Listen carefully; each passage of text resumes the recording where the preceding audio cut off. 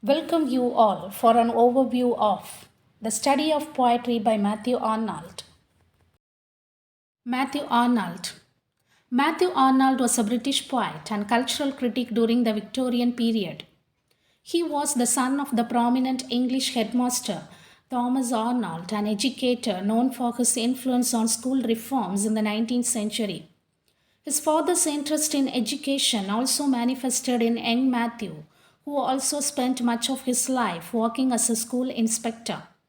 This Victorian poet was a champion of not only great poetry but also of literary criticism.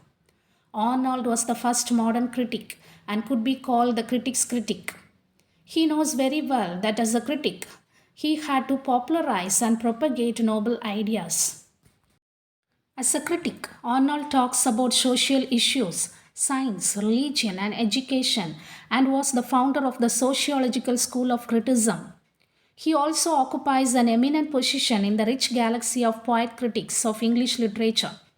Arnold has also been characterized as a sage writer, that is, a type of writer who chastises and instructs the reader on contemporary social issues. He has influenced a whole school of critics, including new critics such as T.S. Eliot, F.R. Lewis, and Alan Tate. The Study of Poetry is a central critical text of the Post Victorian Era.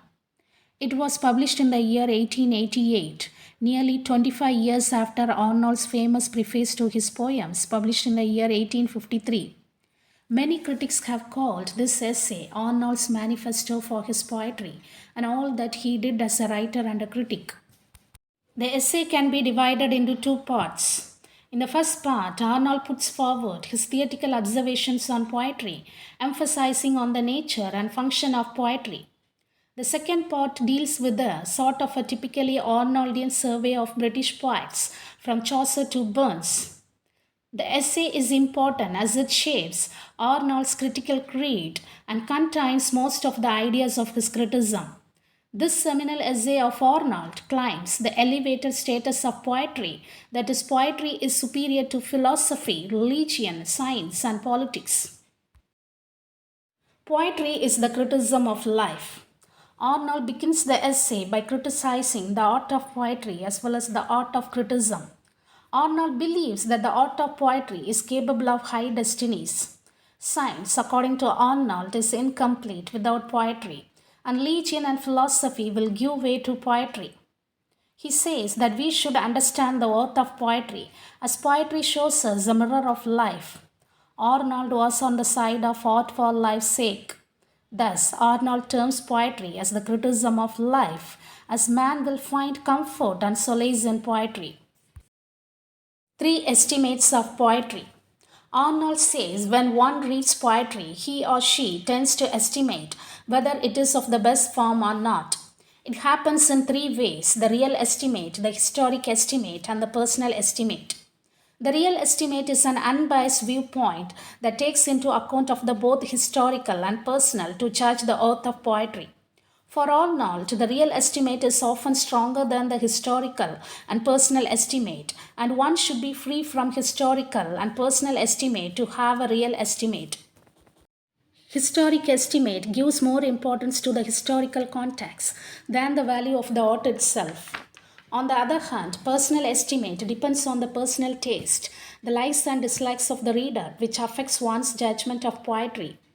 The historic estimates affects the study of ancient poets, while the personal estimate affects the study of modern or contemporary poets. In simple words, a work of literature should be judged as an independent work rather than considering its effect on author or readers. It should be free from all the prejudices, either historical or personal.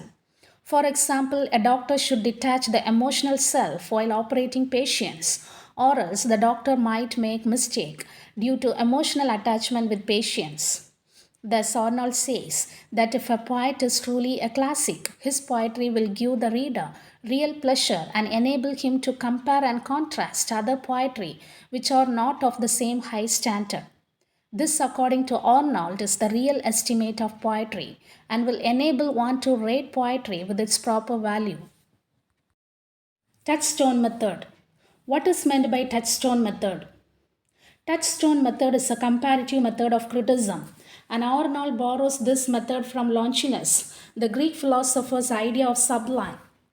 According to this method, in order to judge a poet's work properly, a critic should compare it to passages taken from works of great masters of poetry, and these passages should be applied as touchstones to other poetry. For Arnold, if we want to know whether any poetic work is of a high quality, we should compare it with specimens of poetry of the highest quality. Arnold takes examples from classics and compares them with other poetry to determine whether they possess the high poetic standard of the classics. The real classics can serve as the touchstone by which the merit of contemporary poetic work can be tested. Arnold quotes Homer, Dante, Shakespeare, and Milton in an attempt to show touchstone poetry. For Arnold, the high quality of poetry lies in its subject matter and its manner of superior diction. He then goes by Aristotle's observation and says that the best form of poetry possesses high truth and seriousness. Arnold then speaks about French poetry, which had tremendous influence on the poetry of England. However, for Arnold, French poetry did not have any special characteristics because it lacked high truth, seriousness, and diction of classic poetry. For Arnold, French poems remain significant only from the historical point of view. Arnold thus urges critics to apply the touchstone method to analyze and rate poetry. About Chaucer, Shakespeare, and Milton. Arnold next speaks about Chaucer, who was much influenced by French and Italian poetry. He speaks highly of Chaucer's diction and calls it liquid diction. The superiority of Chaucer's verse lies both in his subject matter and his style. Arnold, however, says that Chaucer is not a classic. He compares Chaucer to Dante and points out that Chaucer lacks the high seriousness of the classics, thereby depriving him of the high honor. However, Arnold credits Shakespeare and Milton as classics, as the Elizabethan age had already been recognized and distinguished for its poetic excellence. About 18th century poets. Regarding the 18th century, Arnold does not consider Dryden and Pope to be the classics of poetry. Arnold observes that Dryden and Pope were better prose writers than poets. Therefore, they are classics not of poetry but of prose. After Dryden and Pope, Arnold next speaks about Thomas Gray. According to Arnold, Gray did not write much, but what he wrote has high poetic value, and therefore he considers Gray to be a classic. Robert Burns, according to Arnold, is a better poet in Scottish than in English. He says that Robert Burns too lacks the high seriousness and finds Burns' manner of presentation is deeper than that of Chaucer. So, like Chaucer, Arnold does not consider Burns to be a classic. Finally, Arnold speaks about the self-preservation of the classics. He is sure that the currency and the supremacy of the classics will be preserved in the modern age not because of conscious effort on the part of the readers, but because of the human instinct of self-preservation. As a poet critic, Arnold placed great value on poetry of classical sources and wrote about the need for modern poets to learn from the old masters. For Arnold, classic literature stood the test of time, and people will continue to enjoy them for the ages to come. Modern life, in his view, was too focused on the material world.